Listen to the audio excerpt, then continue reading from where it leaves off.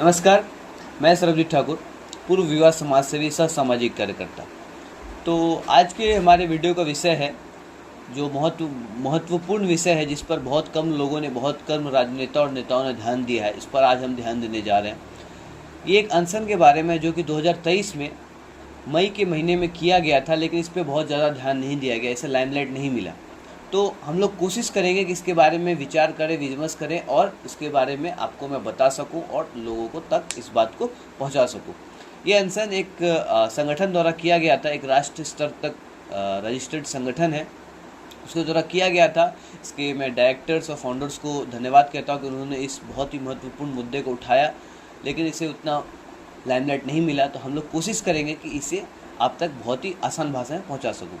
तो आज का जो मुख्य विषय है वो मनरेगा मजदूरों के लाभ में 2023 में किए गए अनशन के विषय में है। मनरेगा मजदूर को हमारे देश में बहुत कम सुविधाएं मिल रही हैं, उनको बहुत तकलीफ़ें झेली, बहुत कठिनाइयां झेलनी पड़ रही हैं। उसी के विषय में ये अनशन किया गया था। इस अनशन को करने वाली संस्था का नाम है भारतीय समृद्धि विकास कल्याण संगठन अथवा ट्रस्ट बिहार। ये संस्था धर्मशाला किशनगंज में स्थित है। किशनगंज बिहार में इसका ऑफिस है, कार्यालय है, जिसके अध्यक्ष श्री राजीव शर्मा जी हैं एवं इसके राष्ट्रीय सचिव अभिषेक कुमार शर्मा जी हैं एवं कोषाध्यक्ष सोनी शर्मा जी हैं। ये सब इन संस्था के प्रमुख व्यक्तिगण हैं एवं इस संस्था के पत्रांक BR अथवा 523 अथवा 23 दिनांक 29 महीना चौथा 2023 यानी 29 अप्रैल 2023 को इस संगठन ने एक अनशन की आवश्यकता महसूस की थी मनरेगा मजदूरों के लाभ के लिए, मनरेगा मजदूरों के सुविधा के लिए, जिसमें इन्होंने अपना अनशन 1 मई को दिन सोमवार दोपहर 3 बजे अपना अनशन की शुरुआत की थी। तो इस अनशन के लिए इन्होंने एक पत्र भी जारी किया था, जो कि ऑनलाइन आर्टिकल्स पब्लिश्ड है। आर्टिकल्स का लिंक मैं आपको डिस्क्रिप्शन में दे दूँगा। इस वीडियो में जितने भी जानकारियाँ मैं देने वाला हूँ, जितने भी टॉपिक्स में यूज़ करने वाला हूँ, उन सब का जितने भी टोटल एविडेंसेस हैं, प्रूफ्स हैं, आर्टिकल्स हैं, साइटेशंस हैं, बिब्लियोग्राफी है, सब कुछ मैं डिस्क्रिप्शन में नोट कर दूँगा। मैं भी इस अनशन का भाग था, एक छोटा सा भाग था। मैं एक पूर्व युवा समाज सेवी होने के नाते मैंने भी मनरेगा मजदूरों के लाभ के लिए, हित के लिए मैं इसमें अपना योगदान दिया था। तो पत्र कुछ इस प्रकार था। पत्रांक BR 523/23 पत्रांक इस प्रकार था। सेवा में महामहिम राष्ट्रपति महोदय, भारत सरकार, न्यू दिल्ली द्वारा जिला पदाधिकारी किशनगंज बिहार।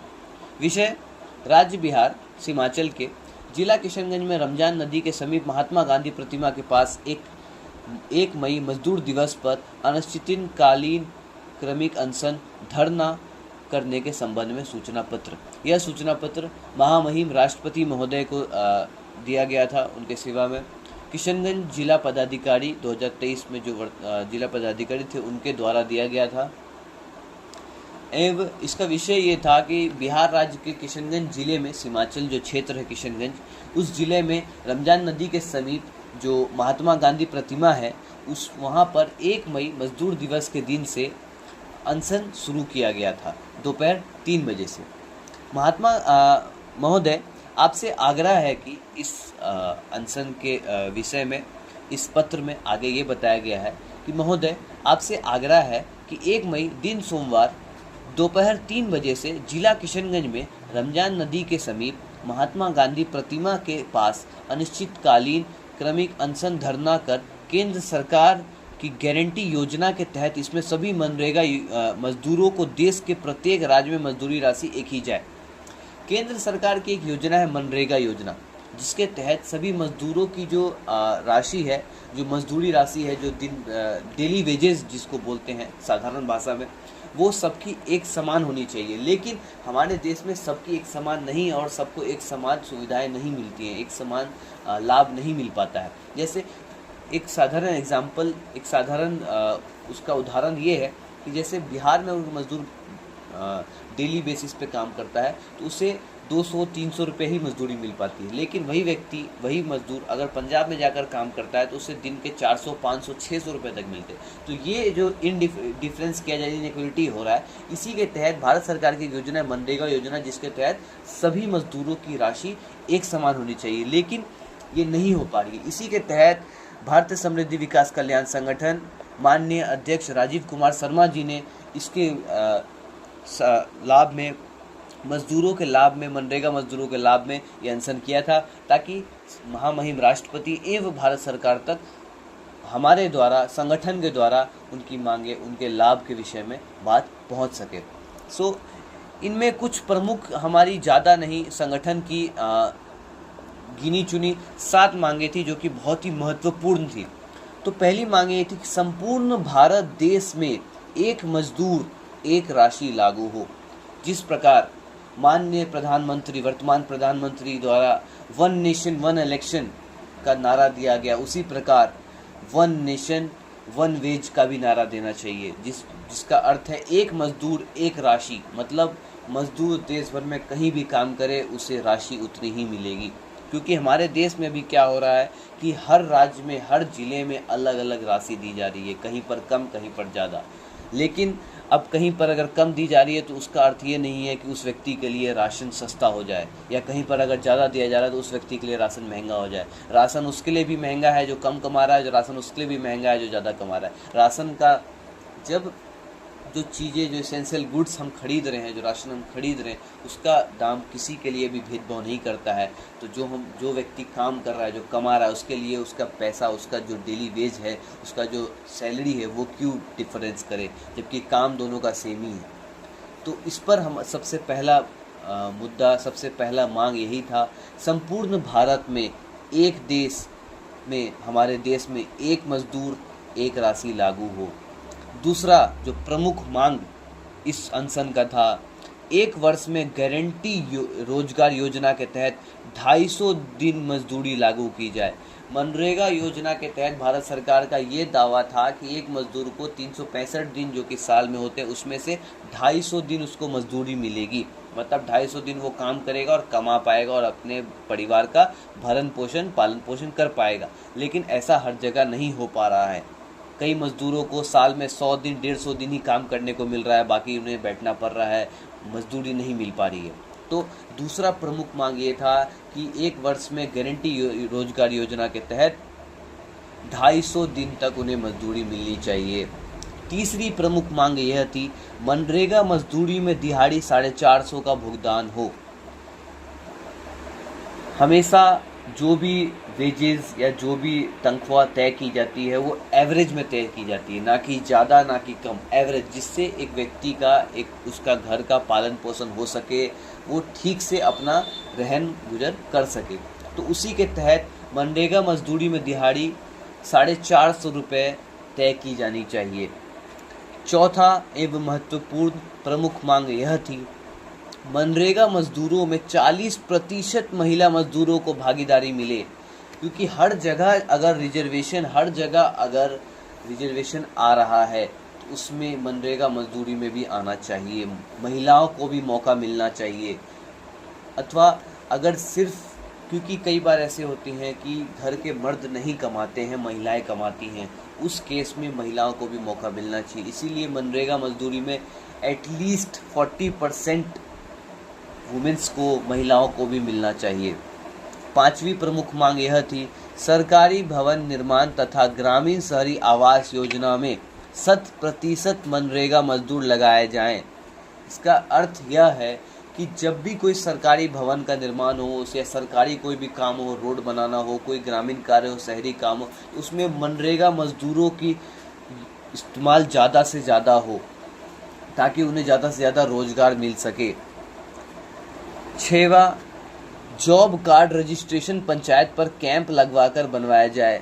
सरकार द्वारा हर मजदूर को जॉब कार्ड बनवाया जाता है, एवं इसका लाभ हर किसी को नहीं पहुंच पा रहा है, क्योंकि हर कोई इसके बारे में नहीं जानता है। तो ज़्यादा से ज़्यादा इसका कैंप लगवाया जाए गाँवों में, शहरों में, छोटे छोटे इलाकों में, ताकि ज़्यादा से ज़्यादा मनरेगा मजदूर अपना जॉब कार्ड बनवा सकें। सड़क निर्माण एवं मरम्मत के दौरान श्रम बल का प्रयोग किया जाए, साथ ही मशीनों का प्रयोग अत्यंत आवश्यकता होने पर किया जाए। ज़्यादा से ज़्यादा हो सके तो मनरेगा मजदूर एवं मजदूरों के द्वारा जो शरीर का बल है उसका इस्तेमाल किया जाए, ना कि मशीनों का इस्तेमाल तब किया जाए जब बहुत आवश्यक हो।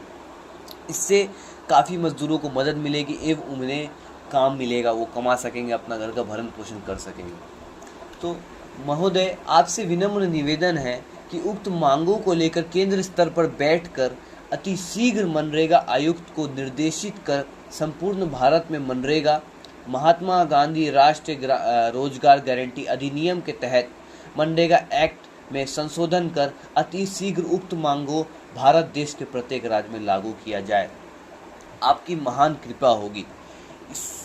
इस अनशन का जो प्रमुख मुद्दा यही था कि मनरेगा मजदूरों को लाभ हो सके, उनकी जो कठिनाइयां हैं उनको कम किया जा सके, एवं इसीलिए महामहिम राष्ट्रपति तक इस बात को पहुंचाने का कोशिश किया गया था कि उन तक ये बात पहुँचे और वो उनमें ध्यान दे, क्योंकि आज के युग में बहुत मुश्किल हो गया है गरीबों के लिए, और ख़ासकर की जो डेली वेज वर्कर्स हैं जिनको कभी काम मिलता है, कभी नहीं मिलता है, कभी कम करना पड़ता है, कभी कम पैसा मिलता है, कभी ज़्यादा मिलता है, उन लोगों के लिए बहुत ज़रूरी है ताकि सरकार ध्यान दे। एवं भारतीय समृद्धि विकास कल्याण संगठन ट्रस्ट भारत का मैं बहुत ही ज़्यादा धन्यवाद करता हूं कि उन्होंने इसके बारे में सोचा और अनशन का फैसला उन्होंने इसलिए लिया क्योंकि साधारण तरीके से, शांतिपूर्ण तरीके से सरकार तक ये बात नहीं पहुंच पा रही थी, सरकार इस बात को नहीं सुन रही थी, इसीलिए हमें अनशन का सहारा लेना पड़ा। भारतीय समृद्धि विकास कल्याण संगठन के राष्ट्रीय अध्यक्ष माननीय राजीव शर्मा जी एवं राष्ट्रीय सचिव माननीय अभिषेक कुमार शर्मा जी का धन्यवाद है, जिन्होंने अनशन का सहारा लिया, धरना का सहारा लिया, शांतिपूर्ण धरना का सहारा लिया, ताकि इसकी आवाज़ सरकार तक पहुंच सके, सरकार इस पर ध्यान दे और गरीबों की, मजदूरों की मदद हो सके। अंत में मैं यही कहना चाहूँगा कि हमेशा सिर्फ बैठकर उनके बारे में बात करने से नहीं होगा, हमें स्तर पर उतरकर उनकी कठिनाइयों को, उनकी परेशानियों को हमें देखना होगा, क्योंकि आज के युग में गरीबों को बहुत ज़्यादा कठिनाइयाँ झेलनी पड़ रही हैं। समय के अनुसार हर चीज़ों का, हर सामानों का, चावल दाल आटा, हर किसी का रेट तो बढ़ रहा है, उनका दाम तो बढ़ रहा है, लेकिन जो मज़दूर हैं उनकी दिहाड़ी, उनका सैलरी, उनका वेजेस नहीं बढ़ रहा है। तो हमें उसके बारे में भी ध्यान देना चाहिए, क्योंकि उनका भी परिवार है, उन्हें भी अपना भरण पोषण, पालन पोषण करना है। अंत में यही कहना चाहूँगा मैं दोबारा से, I want to thank you Bharatiya Samriddhi Vikas Kalyan Sangathan, his director, his convener, his secretary, everyone who supported this campaign, who supported this dharna, who supported this movement for the needies, for the poor। मैं सुखदेव सेवा संघ, भारतीय समृद्धि विकास कल्याण संगठन एवं सर्व सनातन समिति का धन्यवाद करना चाहूँगा, जिन्होंने इसके बारे में सोचा और सरकार तक बात पहुँचा, अथवा ये बात सरकार तक पहुँचने में बहुत समय लगा।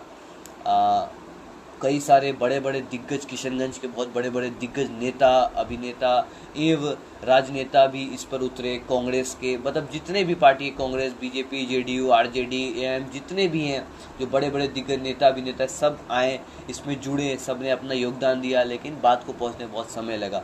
इसी प्रकार मेरा मुख्य उद्देश्य इस वीडियो को बनाना ये था कि आप तक ये बात पहुँच सके कि हमारे देश में आज भी जो ये तो एक बहुत ही एक छोटा मुद्दा है जिस पर मैंने बात की है, ऐसे कई मुद्दे हैं जिनके ऊपर हमें ध्यान देना चाहिए, सरकार को ध्यान देना चाहिए। सरकार अपना काम कर रही है, लेकिन सरकार के पास 1000 मुद्दे होते हैं, उन्हीं पर काम करते हैं जो हाईलाइटेड होते हैं, जिनको ज़्यादा ज़रूरत होती है।